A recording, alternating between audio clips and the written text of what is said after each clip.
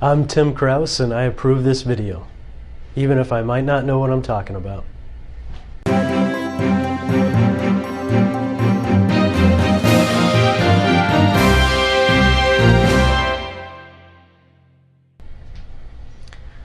going to talk to you today about permanent life insurance and why your clients need it, and really why they should consider life insurance coverage as part of their overall retirement strategy.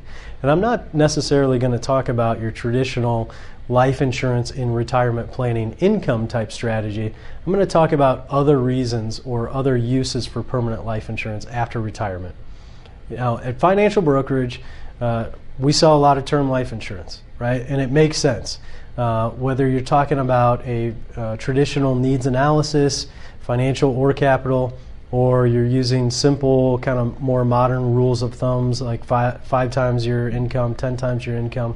When you figure out how much life insurance a client needs using traditional methods, you're talking about paying off a mortgage, you're talking about replacing lost income, you're talking about funding a college education, you're talking about temporary risks for the most part. And so when you have a temporary risk, it makes sense to have temporary coverage associated with that risk, especially when term life insurance is cheap, and it's a great tool because you can get lots of death benefit coverage for pennies on the dollar. So when you talk about permanent life insurance, you have to go back and look at these risks and say, as I reach retirement age, does the risk of paying off a mortgage really still exist? Well, traditionally, the plan is to have the mortgage paid off or significantly reduced by the time you reach retirement age. What about replacing lost wages? Well, obviously, once we reach retirement age, if we've saved appropriately, our income is going to come from our assets and from Social Security. What about funding and education? Well, typically by the time your clients reach retirement age, their kids have already gone through school. So that risk doesn't exist as much. So you really need to answer the question, if they're going to buy permanent life insurance, the client's logical question might be, why do I need life insurance after I retire if these risks don't exist as much? And the answer to that is really the answer to needing permanent life insurance is there's a different set of risks. And I'll cover some of these just briefly. If you look at the risk of inflation, a couple turning 62 today, joint life expectancy is 30 years. So the cost of goods in the beginning of retirement is likely to be significantly different than the cost of goods at the end of retirement. Do they plan appropriately within their retirement income strategy, and do they have enough funds there to cover the impact that inflation might have on their income? What about increasing tax rates? If you look at what's going on today, not to go in too much depth, but we're spending more than we're taking in. The deficit continues to increase. Tax rates are also historically low. So it seems logical that at some point we're going to have to address that, and tax rates might increase in the future. So given that many retirement plans are in mostly 401k type accounts that are going to be taxed at retirement once I start taking money out, what impact is increasing tax rates going to have on my retirement? What about stock market volatility? If I start taking money out of those retirement accounts for income and the stock market is going up, well, the projections will typically look very good. But the downside is if I start taking money out of those same retirement accounts and the stock market goes down, well, then the projections typically look a little bleak. So do I have a different source of funds to use for income maybe when the stock market isn't performing as well? What about spending too much? Do I accurately anticipate what I'll actually spend in retirement? Given that, one, I'm going to have a lot more free time. Hopefully I'm still healthy, and I want to go out and enjoy myself. I might end up spending a lot more than I originally anticipated in retirement, or just unexpected house expenses, for example, can be very significant if you're talking about replacing roofs unexpectedly, or replacing HVAC system or equipment unexpectedly. having to paint a house. Things like this could be a significant expense of retirement that's not necessarily baked into a client's original retirement plan. Or Social Security income. If my spouse passes away, I don't continue to receive that check coming in, could have a significant reduction in Social Security income. So, I just kind of glanced over some of those risks. To do them justice, you'd really want to cover each one in a lot more detail to really understand them. But there are a few different risks that with permanent life insurance, using both cash value and death benefit coverage, I can take some of those risks off the table with a permanent life insurance policy. But what I think really, when you combine those risks with the next risk that I'm going to talk about, it really starts to make sense about why your clients need permanent life insurance. Not just want permanent life insurance, but why they really need permanent life insurance coverage in retirement. And that risk, that is the biggest risk that your clients face in retirement, is healthcare expenses. 52% of people turning 65 today will need long-term care services at some point. And it's not just the chance that they're going to need long-term care services, it's what happens when they need long-term care services. Because if you look at national averages today, you're approaching 6 figures on an annual basis for a private nursing room home. That's hard to plan for, and that's hard to take that risk off the table unless you have some sort of specific coverage that addresses those healthcare expenses. We could talk about long-term care insurance, and I think it's a great tool to use to cover or to take those risks off the table. But some of the objections that you commonly hear, and these are real objections, they're really hard to argue with necessarily from a client's point of view, and they're legitimate questions. Is it's really expensive. I've heard that rates might increase in the future, so even if I can afford it today, can I even afford it down the road with what might happen to the rates? Or what happens if I pay all this money and I don't actually use it?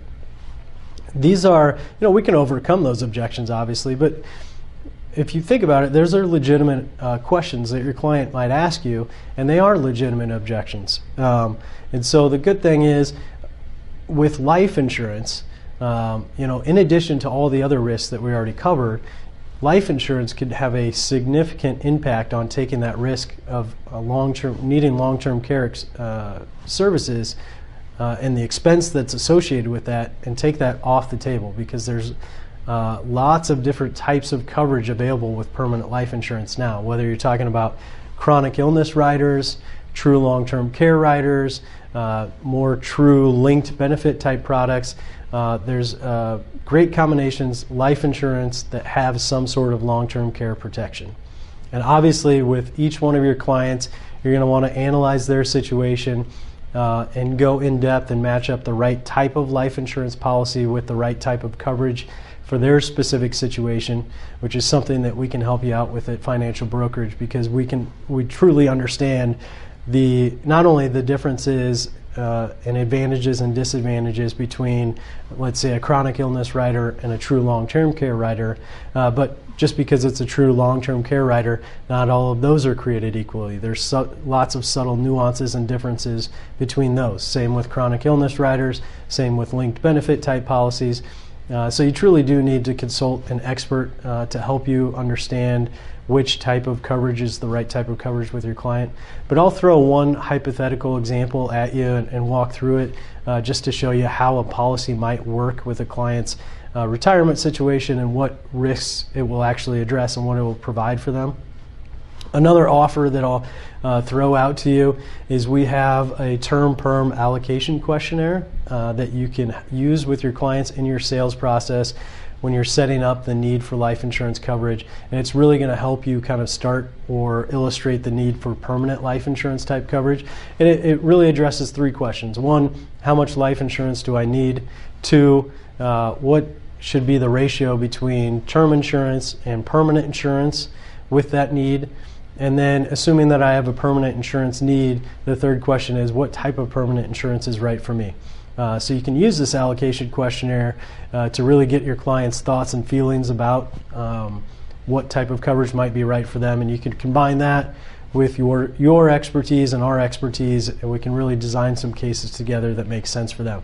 So if you want that, just email me directly and I'll be happy to send that over to you. But now I just want to walk through a hypothetical case study of one of these life insurance type policies that I'm talking about and how it actually works with your client's situation.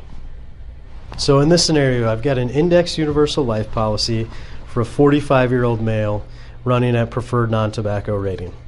The premium that I've calculated is $309.84 per month in premium for 20 years. So I'm going to stop paying the premiums after 20 years at age 65.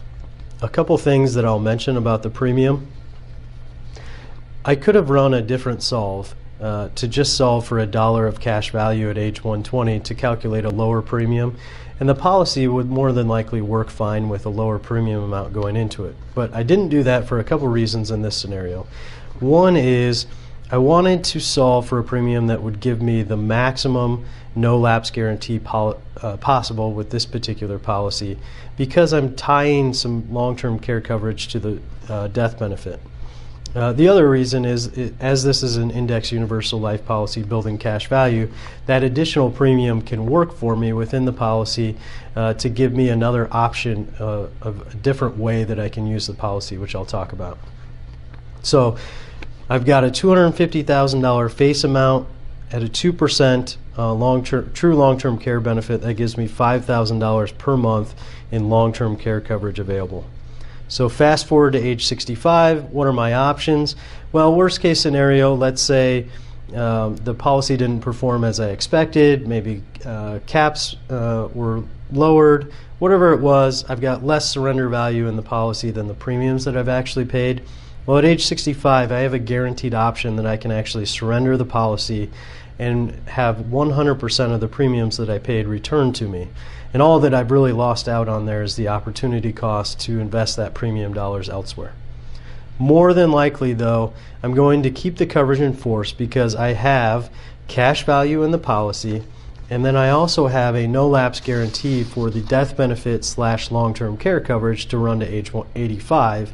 And in addition to that, the projections in the illustration actually will take the policy all the way out to 120, and not just carry to 120, but see that cash value expected to grow all the way throughout the policy. So what do I have for me? So I've stopped paying premiums in retirement, and I have cash value reserves to hedge against some of the retirement risks that I discussed. Things like inflation, rising interest rates, rising tax rates, unexpected expenses, those types of things. So I have that coverage available to me.